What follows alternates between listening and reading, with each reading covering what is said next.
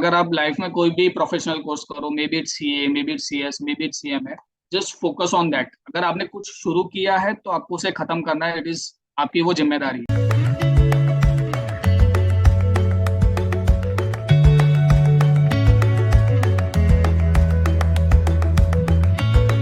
Hello everyone, meet दी champion के आज के एपिसोड में हमारे साथ हैं जेवन पटेल, मुंबई महाराष्ट्र से। जेवन ने the institute of company secretaries of India के सीएस प्रोफेशनल एग्जाम में ऑल इंडिया रैंक 8 और सीएस एग्जीक्यूटिव प्रोग्राम में ऑल इंडिया रैंक 5 अचीव की है। आज हम जेवन से उनकी इस सक्सेस जर्नी के बारे में और एग्जाम के लिए बनाई गई स्ट्रेटेजी के बारे में जानेंगे। जेवन अभी रिसेंटली मैनेजमेंट ट्रेनी है रिलायंस रिटेल के साथ में। Welcome to the show Jeevan. Thank you sir, thank you sir for inviting. Jeevan, सबसे पहले हम जानना चाहेंगे कि आपको इस सीएस कोर्स के बारे में कैसे पता चला, और आपको जब पता चला तो आपने क्या सोचा था इसको ज्वाइन करते समय? सर क्या है कि 12th स्टैंडर्ड कंप्लीट करने के बाद हम एलिजिबल हो जाते हैं कोई भी प्रोफेशनल कोर्स को चूज करने के, जैसे कि सीए हो गया, सीएस हो गया, सीएमए हो गया। तो मैं कंफ्यूज था बिटवीन सीए एंड सीएस की व्हाट शुड आई चूज। तो एक दिन क्या था कि कोई तो क्लासेस वालों ने सीएस कोर्स के ऊपर एक प्रॉपर सेमिनार अटेंड किया, वो ऑर्गेनाइज करवाया था। तो मैंने यस। वो ज्वाइन किया, मीन्स अटेंड किया वो सेमिनार। तो उसमें वो जो भी सर जो सेमिनार ले रहे थे उन्होंने बताया कि दैट सीएस का रोल बहुत ज्यादा होता है in corporates, like from incorporation of company till the winding up of the company. ये सुन के ही मुझे लगा that CS is a good course for me. ऐसा नहीं है कि मुझे अकाउंट से डर लगता है इसलिए मैंने सीएस चूज किया और आई लाइक थियरी। मेरा मेन वही था कि सीएस इसलिए चूज करो बिकॉज वो बहुत बड़ा रोल प्ले करता है इन कॉर्पोरेट्स। जैसे कि अब देखा जाए, मीन्स रिलायंस हो गया, टीसीएस हो गया, बड़े बड़े कॉर्पोरेट्स में मैंने खुद ने मैं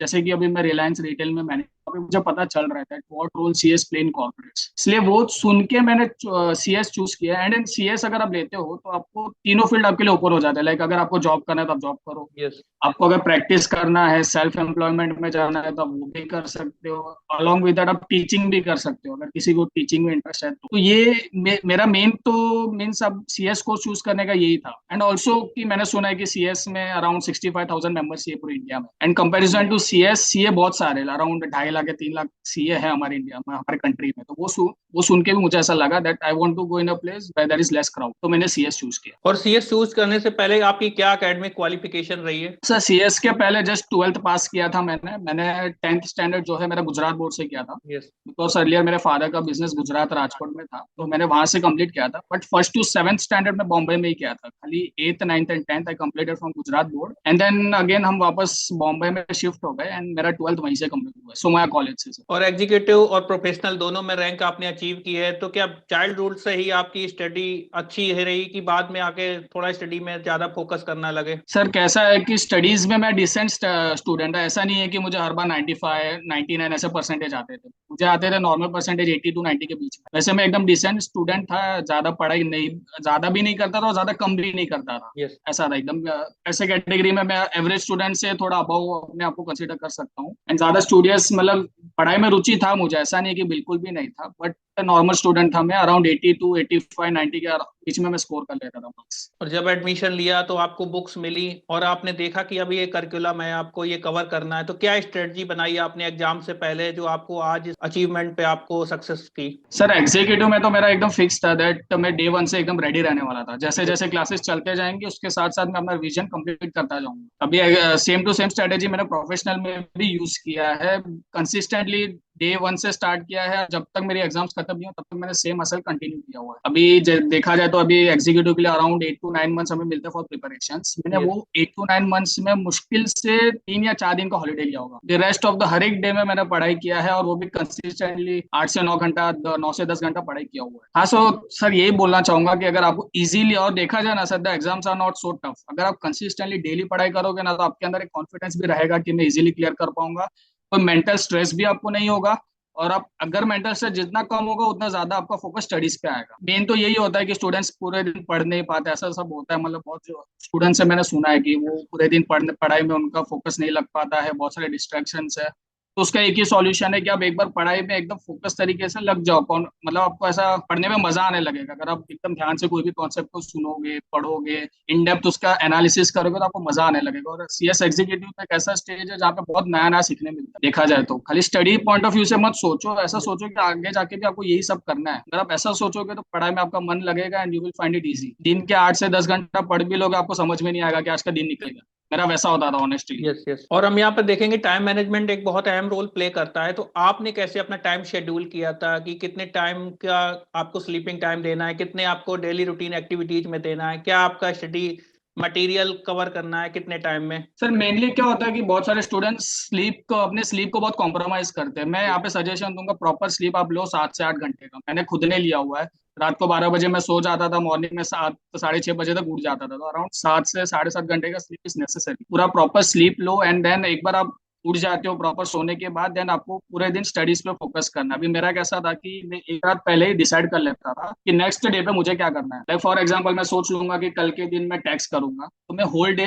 टैक्स और टैक्स के अलावा कोई और एक सब्जेक्ट लूंगा। Means Yes. Maximum 2 subjects in a day से ज्यादा मैं नहीं जाता था। और दिमाग में सोच लेता था कि इतने चैप्टर्स मुझे कंप्लीट कर, and end of the day अगर वो चैप्टर्स कंप्लीट हो जाते थे, I was satisfied with my studies. और एक बार वो सेटिस्फेक्शन मिलने लगता है ना, तो अपने आप आपको नेक्स्ट डे के लिए मोटिवेशन भी दे देता है कि आपने आज का टारगेट कंप्लीट किया है, अभी आप नेक्स्ट डे का भी टारगेट कंप्लीट करो। तो मेरा वही था कि छोटे छोटे टारगेट्स बनाता था। फॉर एग्जाम्पल अगर एक चैप्टर 2 घंटे में 2 घंटे तक चला, तो 2 घंटे बाद में थोड़ा स्मॉल ब्रेक ले लूंगा, Yes. 5 या 10 मिनट का। अगर और एक चैप्टर मैंने डिसाइड किया अभी ये मुझे करना है, अगर वो नेक्स्ट हाफ एन आवर या 45 मिनट्स में हो गया, तो भी मैं फिर ले लूंगा 5 to 10 मिनट्स का ब्रेक। ऐसा सर टाइम के बेसिस पे मैं ब्रेक नहीं लेता था, चैप्टर्स के बेसिस पे लेता था। 2 chapter complete then break, 1 chapter complete then break, वैसा। और एग्जाम में इतनी अच्छी सक्सेस पाने के लिए हम देखते हैं कि आंसर राइटिंग एक बहुत अहम रोल प्ले करती है, करेक्ट। तो आपने आंसर राइटिंग के लिए कितनी प्रैक्टिस की और क्या आपने स्ट्रेटजी फॉलो की? सर आंसर राइटिंग पे मैंने बहुत बहुत फोकस किया, बिकॉज मैंने June 21 में एग्जीक्यूटिव का अटेम्प्ट दिया था। बिकॉज ऑफ कोविड वो एक्सटेंड हो चुका था बाय 2 मंथ्स। तो वो जो 2 मंथ्स के लिए एक्सटेंड हुआ था ना, तभी मैंने फुल राइटिंग प्रैक्टिस पे ही फोकस किया है। और मैं इंसिस्ट करूंगा स्टूडेंट्स को, प्लीज प्लीज फोकस करो राइटिंग प्रैक्टिस पे। बिकॉज प्रोफेशनल में मुझे कम टाइम मिला था फॉर प्रिपरेशन, क्योंकि हमारा एग्जीक्यूटिव का टाइम 2 महीने से एक्सटेंड हुआ था, तो वो 2 महीने प्रोफेशनल में कम मिले फॉर प्रिपरेशन। यस। एंड मेरे पर्सनल रीजंस की वजह से भी मैंने 1 महीना कुछ लेट स्टार्ट किया था। अराउंड 3 महीना मेरे को कम मिला फॉर प्रोफेशनल प्रिपरेशन, तो उसमें मैंने थोड़ा राइटिंग प्रैक्टिस कम किया। वो सेम जो मैंने कम राइटिंग प्रैक्टिस किया, वो मुझे फील हुआ एग्जाम्स में कि मैंने प्रोफेशनल में कम राइटिंग प्रैक्टिस किया, तो थोड़ा बहुत मैं लैग कर रहा था while writing the answers in the main exam. तो प्लीज राइटिंग प्रैक्टिस करना बहुत इंपॉर्टेंट है। अलॉन्ग विद जो ओरल आप स्टडी करते हो वो करो, लेकिन राइटिंग प्रैक्टिस को बिल्कुल भी इग्नोर मत करो। इग्नोरेंट टॉपिक है स्टूडेंट्स में, स्टूडेंट्स यस। करते नहीं है। वो सोचते हैं कि हम बस पढ़ाई कर लेंगे पूरा दिन, राइटिंग प्रैक्टिस नहीं करेंगे तो चलेगा, लेकिन वो ऐसा बिल्कुल भी नहीं है। और हम देखते हैं बहुत सारे स्टूडेंट्स आईसीएसआई के स्टडी मटेरियल्स को इग्नोर करते हैं, वो अपने बनाए हुए कोचिंग के नोट्स होते हैं या करेक्ट। इजीली शॉर्ट नोट्स होते हैं उनको फॉलो करते हैं। आपने कितना ज्यादा उनको फॉलो किया स्टडी मटेरियल्स को? सर एग्जीक्यूटिव में ऑनेस्टली मैंने क्लासेस जो कोचिंग के नोट्स मिले थे, वहां पे हम नए स्टूडेंट्स होते हैं ना यस सीएस प्रोफेशन यस में, यस। बिकॉज सीएस एटी करके कॉन्सेप्ट था जो मेरे टाइम पे स्टार्ट हुआ था, वहां पे इतना पता नहीं चलता है। इजीली बच्चे क्लियर हो जाते हैं, लेकिन एग्जीक्यूटिव में आते आते हमें प्रॉपर पिक्चर दिख जाता है कि कोर्स में क्या है क्या नहीं। और हम बहुत नए होते हैं, इसलिए हमें कुछ इतना आइडिया नहीं होता है। तो जो प्रोफेसर्स बोलते हैं हम वो ब्लाइंडली फॉलो कर लेते हैं कि उन्होंने यस। बोला कि आप नोट्स प्रीफर करो चलेगा। तो मैंने भी एग्जीक्यूटिव में सेम किया, मैंने नोट्स ही प्रीफर किया। मॉडल बहुत कम देखा होगा, प्रोफेसर ने अगर पर्टिकुलर सब्जेक्ट के लिए बोला है मॉड्यूल देखो, तो मैंने देख लिया। बट एज पर मेरा एक्सपीरियंस, मुझे जो प्रोफेसर्स ने नोट दिया वो इनफ लगे, बिकॉज वो वही करके मैंने एग्जाम्स लेकर मुझे रैंक भी मिला है। बट प्रोफेशनल में मैं कहूंगा कि module is must. Yes. Without module आप एग्जाम्स देने जाओ ही मत। मैंने प्रोफेसर्स के नोट्स भी लिए और मॉड्यूल पूरा A to Z देखा हुआ प्रोफेशनल। और एग्जाम क्लियर करने के लिए हमें रिवीजन का बहुत अहम रोल जो होता है वो पार्ट कवर करना होता है, तो आपने कितनी बार एक सब्जेक्ट को रिवाइज करने में ध्यान दिया? सर ऑनेस्टली बोलूँ तो मैंने 5 से 6 बार पूरा पोर्शन रिवाइज किया होगा, both in executive in professional. Honestly बोलूँ तो बहुत स्टूडेंट्स को लगेगा it is not possible to Yes. Cover entire syllabus for 5 to 6 times, but मैंने किया है। मैं बोल रहा था सर कि एग्जीक्यूटिव में मैंने 5 से 6 बार किया, तो मुझे ऐसा मन में था ही कि प्रोफेशनल में भले मेरे पास कम टाइम हो फॉर प्रिपरेशन, लेकिन मुझे 5 to 6 टाइम्स ये जो अंडर पोर्शन है उसको रिवाइज करना ही है। तो मैंने वो किया और दोनों टाइम में मुझे रिजल्ट मिला, in executive and professional as well. और एग्जीक्यूटिव में एमसीक्यू बेस्ड क्वेश्चंस होते हैं कुछ पेपर्स में, तो वो कैसे आपने स्ट्रेटजी बनाई, उनको कैसे अच्छे से किया? सर देखिए उसमें तो टैक्स FMSM होता है, जो मीन्स प्रैक्टिकल सब्जेक्ट जो है एग्जीक्यूटिव में, वो सब MCQ बेस्ड ही है। उसमें मेरा एक ही फोकस था कि जितने MCQ में सॉल्व कर सकूं उतने में करूं। बिकॉज इन टैक्स में अगर रफली आपको बताऊं तो मैंने around thousands of MCQ solve किए होंगे खुद से प्रैक्टिकली। स्कैनर्स मैंने लिए थे, और ऐसे ऐसे मॉड्यूल्स के बैक कुछ होता है स्टडी, मतलब वो लोग बता देते हैं दिस टाइप ऑफ क्वेश्चंस में बी आस्क्ड इन क्वेश्चंस, तो वो लेके। और मेरे पास क्लासेस के नोट्स थे, उसमें से टोटल मिलाया जाए तो अराउंड 1000 to 1500 MCQs मैंने प्रैक्टिकली सॉल्व किए थे for tax, accounts and FM। जितना प्रैक्टिकली सॉल्व करोगे उतना आपको लगेगा कि मैंने ये कवर कर लिया वो कवर कर लिया, बिकॉज एंटायर जो जब आपको प्रोफेसर्स क्लास में पढ़ाते हैं या आप कोई यूट्यूब वीडियो से सीख रहे हो, तो आप जस्ट सीख रहे हो। एक बार आप प्रैक्टिकली खुद सॉल्व करोगे तो आपको पता चलेगा कि वो सीखने को आपको कैसे इंप्लीमेंट करना है एक्चुअल एग्जाम। इसलिए जितना आपको टाइम मिले आप उतना ट्राई करो कि आप प्रैक्टिस करो हर एक मतलब हर एक प्रैक्टिकल सब्जेक्ट। और यहाँ पर हम एक रैंक होल्डर की ये हॉबीज जानना चाहेंगे, क्योंकि फुल टाइम देना स्टडी में पॉसिबल नहीं होता। कंटिन्यू स्टडी करने के बाद माइंड बोर होने लगता है। तो आपकी क्या स्ट्रेटजी थी कि जो आपको एंटरटेन बनाए रखे और साथ में आपकी हॉबीज में मदद की? सर मैंने पहले ही आपको बताया कि मैं मेरा ये जो मेन माइंडसेट ऐसा ही था कि यही काम हमें आगे जाके फ्यूचर में प्रैक्टिकली करना है, तो यही ये मुझे एक टाइप का मोटिवेशन मिल जाता था कि इससे मैं मुझे किक मिल जाता था कि मैं पढ़ाई करूँ करूँ करूँ वैसा। एंड सेकेंडली थोड़ा बहुत आदमी को ऐसा भी लगता है कि अपार्ट फ्रॉम स्टडी कुछ और भी करे वो, because daily same to same monotonous पढ़ाई करते करते आपको थोड़ा बोर होने लगता है। तो मैं स्पोर्ट्स में बहुत इंटरेस्ट रखता हूँ, तो मैं स्पोर्ट्स जैसे कि क्रिकेट हो गया, कबड्डी हो गया, एंड ई स्पोर्ट्स भी आजकल मार्केट में न्यू आ रहा है, वो भी मुझे इंटरेस्ट देता था, तो मैं वो थोड़ा बहुत देख लेता था, वो देखता था तो माइंड रिफ्रेश हो जाता था। और फैमिली में कोई सीए, सीएस या सीडब्ल्यूए या कोई रिलेटिव है जिसने आपको गाइड किया हो इस जर्नी में? सर टिपिकली मैं गुजराती फैमिली से हूँ, मेरे जितने भी रिलेटिव्स हैं मेरे फैमिली वाले they all are from business ये बैकग्राउंड, सब बिजनेस करते, कोई कॉर्पोरेट जॉब्स में नहीं है। सो ये मैंने खुद ने ही डिसाइड किया था कि मुझे कोई प्रोफेशनल डिग्री लेना है, एंड मैंने ले लिया, सीएस ले लिया। फैमिली में कोई भी नहीं है जो सीएस हो या सीएमए हो या सीए हो। और हम देखते हैं कि एग्जाम कंटिन्यू 8 to 9 डेज होते हैं। उस पीरियड में स्ट्रेस बहुत ज्यादा बिल्ड हो जाता है, और उस स्ट्रेस को कैसे मेंटेन किया, कैसे मैनेज किया? सर वो स्ट्रेस तो मीन्स बहुत ज्यादा स्ट्रेस हो जाता है, वो 8 to 9 डेज ज्यादा टफेस्ट डे मैं ऐसा बोल सकता हूँ मेरे लाइफ के, क्योंकि इतना डिफिकल्ट हो जाता है वो। बैक टू बैक आपको डेली एग्जामिनेशन सेंटर में जाना है, 3 घंटे का पेपर लिखना है, अगेन घर पे आके वापस स्टडी करना है नेक्स्ट सब्जेक्ट के लिए, वो पिछला सब्जेक्ट भूल कर, जो बहुत डिफिकल्ट होता है। आपके माइंड में आते रहता है कि मैंने ये लिखा, ये मिस्टेक हो चुका होगा, मैंने यहाँ पे इनकरेक्ट आंसर लिख दिया, ये सब दिमाग में चलते रहता है। प्लस मेरा तो कैसा था कि मैं एग्जाम लिख के जैसे ही निकलता था सेंटर से, मैं पेपर भी चेक कर लेता था, तो मैं मार्क्स भी दे देता था कि इतना इसमें, ये क्वेश्चन में इतना मिलेगा, इसमें इतना मिलेगा, ऐसा करता था। तो दिमाग में वो सब भी रहता था, एंड नेक्स्ट पेपर का भी थोड़ा बहुत रहता था, तो बहुत टफ हो जाता है। लेकिन एक ही चीज मैं एडवाइस करूंगा कि आप पेपर चेक मत करो, जस्ट आपका पेपर लिख लो and then focus on next paper. और मेरा भी मेन यही था कि मुझे 9, प्रोफेशनल में 9 सब्जेक्ट्स होते हैं, एग्जीक्यूटिव में 1, तो मेरा मेन एग्जाम स्टार्ट होने के पहले यही था कि मुझे एग्जीक्यूटिव में 8 पेपर लिखने हैं, बाय हुक और क्रूक, कुछ भी हो जाए, कितना भी टेंशन हो, 8 पेपर मुझे अटेम्प्ट करने हैं। सेम इन प्रोफेशनल, प्रोफेशनल में तो मेरा बहुत बहुत स्ट्रेस, एंजाइटी जैसा, डिप्रेशन भी, मतलब बहुत ज्यादा टेंशन हो गया था, बिकॉज 1-2 पेपर मेरे ऊपर नीचे निकल गए थे।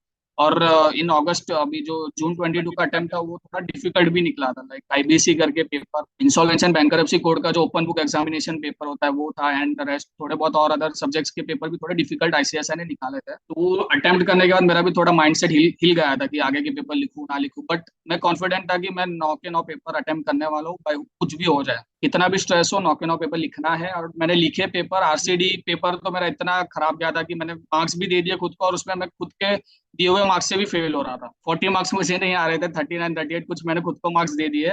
एंड फिर मेरे दिमाग में था कि 9 के 9 पेपर अटेम्प्ट करता, फिर देखा जाएगा। और बाय गॉड ग्रेस में पास हो गया, आरसीडी में 47 मार्क्स मुझे मिले।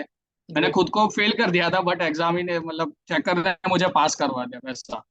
तो अपने हार्डवर्क में फेथ रखो, एंड एक बार माइंडसेट बना लो कि 9 के 9 या 8 के 8 पेपर मुझे लिखने ही है, कुछ भी हो जाए, बिकॉज बहुत सारे स्टूडेंट्स होते हैं, इवन मेरे फ्रेंड्स ने भी मुझे कॉल करके बोला कि पेपर डिफिकल्ट जा रहा है, हम अंडर कॉन्फिडेंट हो गए, हम कैसे पेपर लिखे, ऐसा वैसा। बट मैंने उन्हें एक ही चीज बोला, रिजल्ट्स पे फोकस मत करो, तुम खाली डिसाइड करो कि 9 पेपर लिखना है, 8 पेपर लिखना है, वो करो, जित तुम्हारा काम तुम करो, एंड रेस्ट विल, मतलब गॉड देख लेंगे, आपने अच्छा वो किया है हार्डवर्क, तो आपको उसका रिजल्ट मिलेगा। और आपने ओपन बुक एग्जाम की बात की, तो यहाँ पर हम जानने चाहेंगे कि आपने ओपन बुक एग्जाम की क्या स्ट्रेटजी फॉलो की, और आपका क्या एक्सपीरियंस रहा ओपन बुक एग्जाम का? सर अभी प्रोफेशनल में 2 सब्जेक्ट्स होते हैं ओपन बुक, एक तो हो गया multi disciplinary case studies, and second तो इलेक्टिव सब्जेक्ट्स होते हैं, वहाँ पे 8 to 9 सब्जेक्ट्स आईसीएस आपको चॉइस देता है, आप कोई भी एक सब्जेक्ट उठा लो, एंड जो आपको सही लगे आप उसका ओपन बुक एग्जामिनेशन दे सकते हो। तो मैंने आईबीसी सिलेक्ट किया था, बिकॉज प्रोफेशनल में पार्ट अपना पेपर 5 करके सब्जेक्ट होता है कॉर्पोरेट रिस्ट्रक्चरिंग, यस, जिसमें यस। 50 मार्क्स का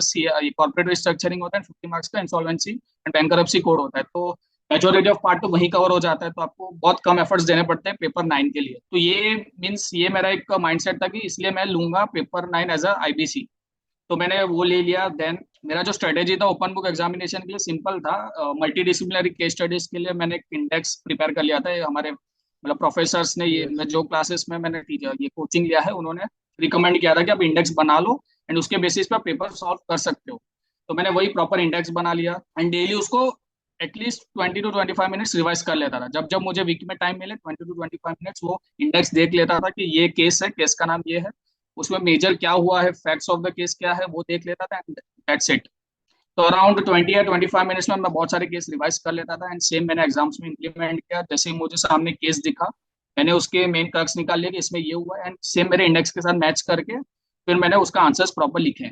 इंडेक्स में हम मॉड्यूल का पेज नंबर लिख लेते हैं जहाँ पे डिटेल केस दिया होगा, तो वो यस। पेज नंबर पे सीधा जाके आप लिख सकते हो कि क्या। एंड इंसॉल्व एंड आईबीसी के पेपर में तो इतना मैंने पर्सनली कुछ ओपन बुक के लिए नहीं किया हुआ था, बिकॉज जो पेपर 5 में हुआ था वही मैंने किया हुआ था एंड मैंने डिसाइड किया था उसके बेसिस पे ही पेपर में लिखेंगे। बट अनफॉर्चुनेटली जून 22 का अटेम्प्ट आईसीएसआई ने बहुत मींस डिफिकल्ट निकाल दिया, बिकॉज लास्ट जितने जब से आईबीसी का स्टार्ट हुआ है ओपन बुक, तब से लेके आज तक के पेपर्स मैंने देखे हुए थे, बट सब इजी थे। लेकिन जून 22 का बहुत डिफिकल्ट पेपर आईबीसी ने निकाला। हाँ, जब एग्जाम स्टार्ट हुआ ना, मैंने देखा कि मेरे आजू बाजू में जितने भी स्टूडेंट्स बैठे थे ना आईबीसी का पेपर लिख रहे थे, अराउंड 40 मिनट्स किसी ने आंसर शीट को टच भी नहीं किया। यस। सब पेपर ही क्वेश्चन पेपर ही रीड कर रहे थे। Out of 3 hours 40 minutes they spend in just reading the question paper. किसी ने आंसर शीट को टच नहीं किया होगा because the paper is so difficult. तो मुझे ऐसा लगा एट दैट टाइम कि मेरे लिए डिफिकल्ट है तो मेरे साथ जो भी बैठा सबके लिए डिफिकल्ट होगा। तो फिर मैंने देखा, फिर अपने माइंड को मैंने उस तरह से प्रिपेयर किया एग्जामिनेशन सेंटर में ही, और जो भी मुझे लगा इसका ये आंसर होगा वो मैंने लिख दिया एंड एट द एंड मैं पास भी हो गया उसमें। और आगे आने वाले सीएस के एग्जाम्स में जो स्टूडेंट्स अपीयर होंगे उनके लिए क्या मैसेज रहेगा, what to do what not to do? हाँ, जनरली सर यही रहेगा कि आप कंसिस्टेंटली आपके स्टडीज पे फोकस करो। अगर आप डे 1 में स्टार्ट कर रहे हो तो सेम आपका जो भी है आपका प्रिपरेशन वो कंटिन्यू करो till the last day of your examination. बीच में बिल्कुल भी ऐसा मत हो जाओ रिलैक्स कि मैंने ये कर लिया वो कर लिया। डेली रिविजन्स करो। Writing practice is must. अगर आपके क्लासेस या कोचिंग या कहीं और से आप कुछ भी कर रहे हो तो आप जो भी टेस्ट सीरीज लिया जाता है, टेस्ट लिया जाता है, उस पर अटेम्प्ट करो। आपको पता चलेगा कि एक्चुअली में आप कैसे पेपर में लिख रहे हो, आपके आंसर जो आपके दिमाग में है। और मेनली तो यही रहेगा कि जब भी आपका एग्जाम स्टार्ट हो जाएंगे तभी आपके जो हार्ड वर्क है उसमें फेथ रखो। बिकॉज ऐसा होगा आपके एग्जामिनेशन ड्यूरिंग द एग्जाम्स की बहुत पेपर्स अच्छे नहीं जा रहे, अंडर कॉन्फिडेंट आप हो जाओगे, आपको ऐसा लगेगा आगे कंटिन्यू नहीं करना है, बट वो सबको साइड में रखो। और आपने डिसाइड किया अगर आपको ग्रुप 1 देना है तो ग्रुप 1 के चारों पेपर्स दो। अगर आपने सोचा है दोनों देना है तो 9 के 9 पेपर्स या 8 के 8 पेपर्स फुल ऑन अटेम्प्ट कर लो। बिल्कुल रिजल्ट्स का मत सोचो। और अभी आपकी मैनेजमेंट ट्रेनिंग चल रही है, उसके बाद क्या प्लान्स हैं? मेंबरशिप नंबर आएगा, उसके बाद क्या प्लान्स हैं आपके? प्रैक्टिस में जाना है कि या फिर जॉब में जाना है? सर देखिए, मैं गुजराती फैमिली से हूँ तो मैं तो दिमाग में मेरा ऐसा ही है कि या अगर मैं सेम फील्ड में कंटिन्यू करूँ यस। देन डेफिनेटली मैं प्रैक्टिस में जाऊंगा। जॉब तो आई थिंक मैं बहुत मुश्किल से शायद कर लूँ, बट मेजरली मेरा दिमाग में यही है कि I will go with the practice. और बिजनेस में भी थोड़ा बहुत मेरा इंटरेस्ट रहता है तो बिजनेस भी आई कैन स्टार्ट। और जॉब में सर कैसा हो जाता है कि आपको आपके पास वीक में 7 डेज होते हैं। 7 डेज में आपको 9 to 5 जॉब में देना ही पड़ता है फ्रॉम मंडे टू फ्राइडे। भाई Saturday Sunday is the day जो आप खुद को दे सकते हो। यस। मतलब 7 डेज में से खाली आप 2 दिन खुद को दे सकते हो। अगर मैं सेल्फ एम्प्लॉयमेंट में जाता हूँ तो वो 7 के 7 डेज मेरे खुद के हो जाते हैं। तो मैं खुद के लिए कुछ भी कर सकता हूँ वो 7 डेज में। तो राइट। मेरा यही थिंकिंग रहेगा कि I will go in practice if I continue in the same field, और आई मे गो इन बिजनेस।